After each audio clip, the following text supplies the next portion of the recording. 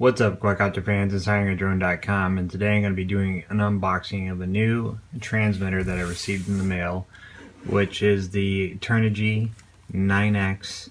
I'm really looking forward to this. I've heard a lot of good things about it. I received this one. I believe I got this, purchased this off of Hobby Kings. Roughly cost about $88. I was looking for a substitute for my FlySky. TS F6, I believe it was. It only had 6 channels, so I was looking for something with 9 channels. Plus I read that the FlySky didn't really have that great of range. I didn't really notice any issues when I was flying it, but this one's supposed to be roughly able to go up to 1500 meters with 9 channels. You know, allows for a gimbal, GPS, more stabilizing possibilities, especially with the do-it-yourself kits, which I'm going to be using it on, and possibly FPV. So 9 channels is definitely better than 6 because you're going to have 4 of them eaten up just with your standard controls, and then the auto leveling on the flight controller, which I'm using, which is the KK 2.15. You know, you're down to 1 channel that's left over. And you know, I wanted to put some running lights and some other things like that on my F450 knockoff, so it just boiled down to I needed more channels and I wanted better range. So I ended up purchasing this one. On the box here it says for gliders, airplanes, helicopters, so nothing really fancy to see on the box. It wasn't wrapped in plastic, so a little concerning to me, so we'll go ahead and open it up, take a look, see what's inside. So you're going to be seeing it just as I am too as well. Remove the top off here and stand everything up. This here is the controller, so first thing I'm noticing is it's definitely very sturdy, very well built as far as the construction of it.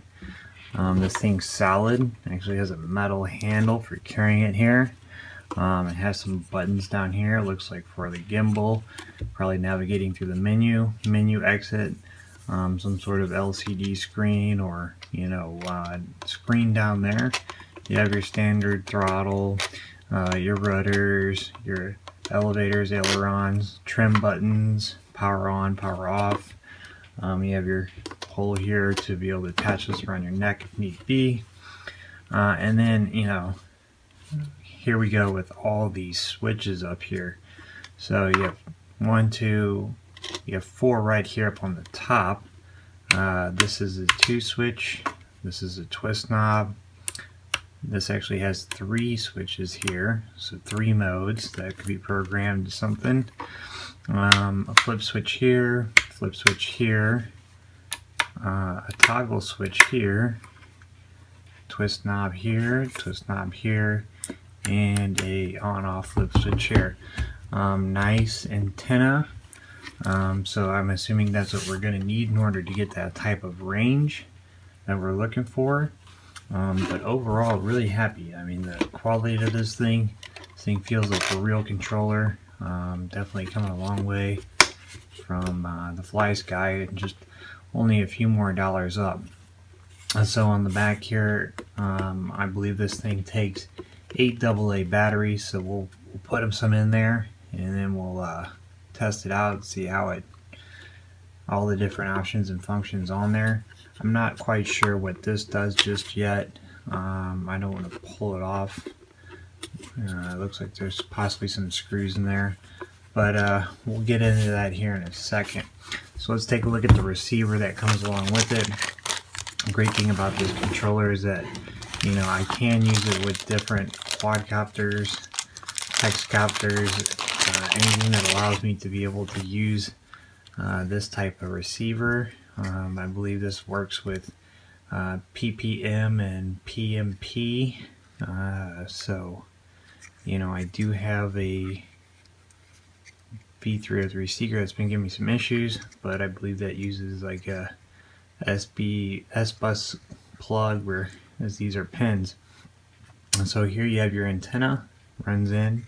You have your 9 channels here.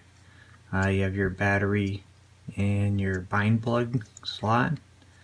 But here are 1 through 8. This makes your 9.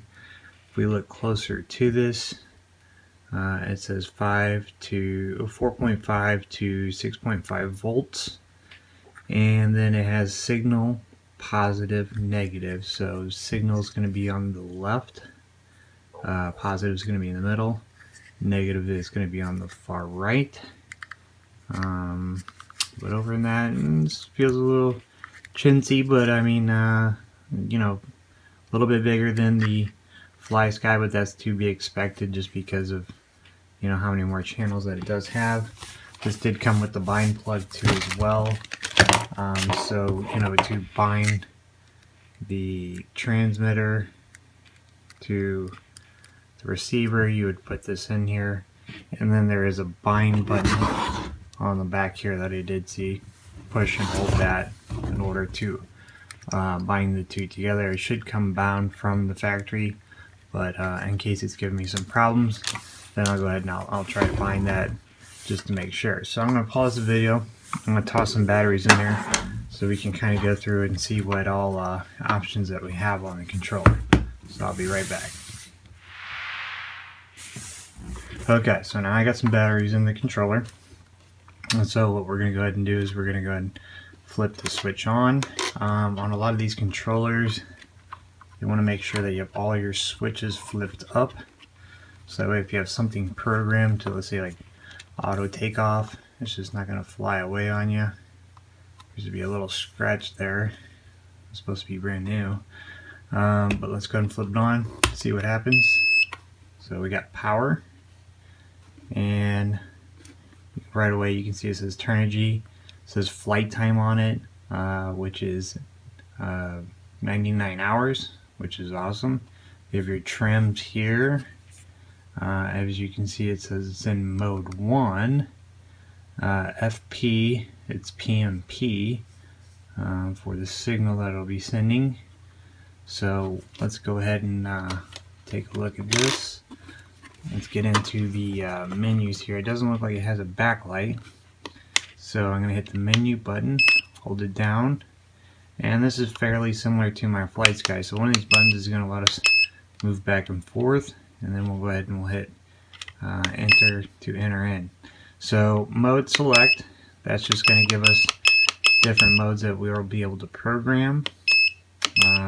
Mode name, so you can actually name it so you know which one it is in case you're using this for multiple different quadcopters or helicopters or planes or whatever it is you're using it for. You're going to go in here and type select, so we're going to select helicopter because that's what we're going to be using. It looks like it has 4 different selections for helicopters. I'm going to go with 1, assuming that that is for universal for possibly quadcopters. And I apologize for the lighting. So there's no backlight on this, so we'll just have to do it that.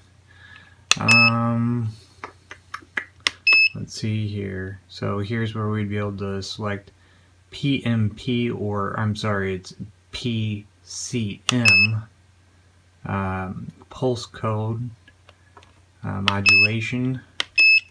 So I'm not familiar with that, so I'm not going to mess with it. I do need to put this into mode 2. So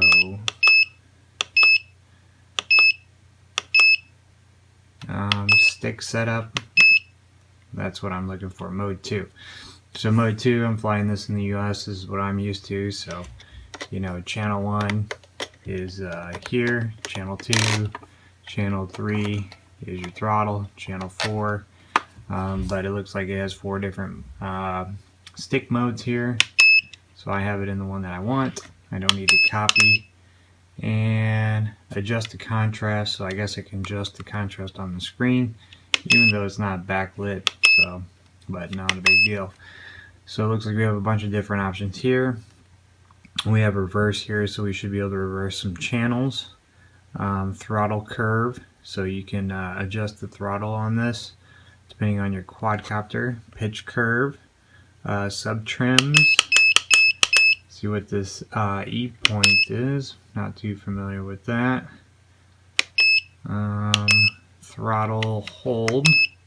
So on this you can actually tell it to hold the position, which, you know, if you want to put, let's say on your auto leveling, you just flip it, or program one of these to hold the throttle, you could do that. So then that way you could possibly put it at like 50%, so that way it's going to hover in case you want to take some photos or something along the lines of that. Auxiliary channels, so this is where we'd be able to set up all the different 9 channels. You know, we can program them to any of these that are up here, which is nice. So, you know, if you do have gimbals, whatever it may be that you want to program into here, return to home, you should be able to do it from there. Let's see. DR. I'm not sure what this is, so I'm going to leave that alone. Trim. What is this? So, not sure what that is either. Fail safe. Throttle curve, throttle pitch. Trainer mode. You have your display. So this is, I'm just kind of going off of what I'm familiar with the FlySky. But you can put your display up here so you can see it. As you can see, I'm moving the ailerons. It's moving. It'll probably do better with the throttle just because of the shadow. But you can see as I move this up, my rudder's moving too. Throttle's moving here. Doesn't look like any of the switches are programmed. So I'm going to go into some more of these settings here. It has a timer, which this is awesome. So, you know, I should be able to set the timer. So then that way, you know, if I got a battery life of 10 minutes, I can do that. I don't need to use like my iPhone or, you know, a timer stuck to this. And let's see, some different trim buttons and some programming. So overall, super happy with it. Definitely has a timer, 9 channels, lots of different configurations here within the controller itself, running off PMP, which I hear that's the way to go if you can, for better relay. It's supposed to get 1,500 meters, roughly. I doubt it will, but that's what it's supposed to get as far as the range goes, which will, you know, definitely knock out the FlySky. 9 different channels. You get your receiver with it. Tons of different buttons up here, so I'm assuming one's going to meet any need that you have, whether it's for a gimbal, return to home, self auto leveling, whatever it may be. But this is the Turnigy X9 transmitter and receiver. So if this video helped you out in any way, definitely give it a thumbs up. Be sure to subscribe to the channel for more upcoming videos, unboxings, and flight reviews.